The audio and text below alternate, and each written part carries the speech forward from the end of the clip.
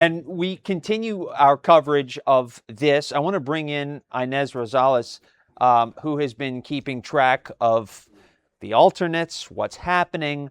So can we put up, you have a great graphic that lays this out very, very clearly, which lines are affected. Can we just go through this information and tell us each individual line and what advice you would give folks in terms of alternates? Well, all the lines are affected except for the Atlantic City rail line. That's the only one that's not affected. That doesn't really come up here anyway. But anyway, so the Northeast Quarter, North Jersey coastline, less trains. So that's the one that's going to really cut service. And that's because of single tracking. There's going to be only one track going on to that new bridge.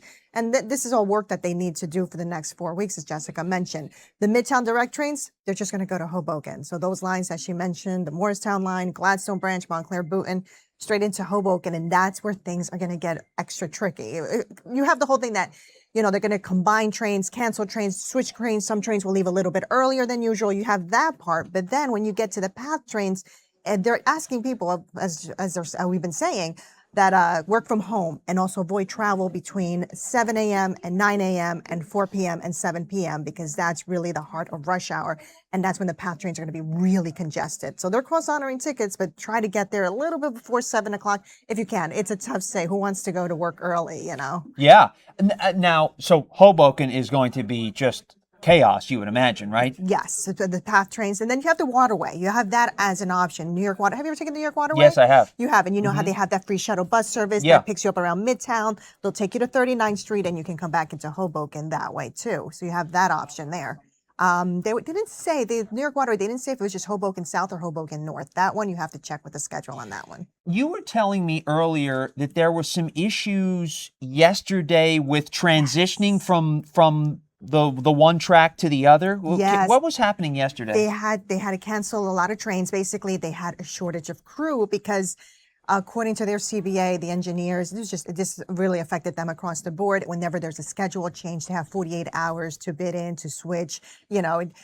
Obviously we don't work there, but that's kind of the idea of what goes on with that. And they did have to cancel a lot of trains yesterday. So best advice, you do this every day, you do a masterful job at it. What's your best advice for people? Hey, let's face it, people can't work from home. Not everyone can. That advice to me is just is foolish because people have to come into work. Yes. So what would you tell people who still have to come in at the normal hours? Like for example, you have to be at work at 8 or even 9 o'clock. You need to be there at 9. You have to take that 8 o'clock train or however it works.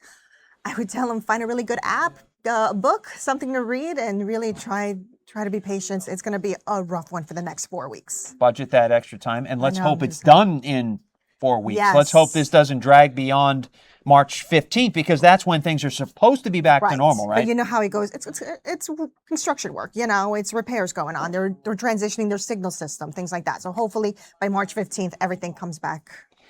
And can you just speak in the last few seconds about the advantage of this new bridge? What is the purpose of this new bridge? It is higher, correct? So you can get ships underneath it, and you don't have, it's less unwieldy. Yes.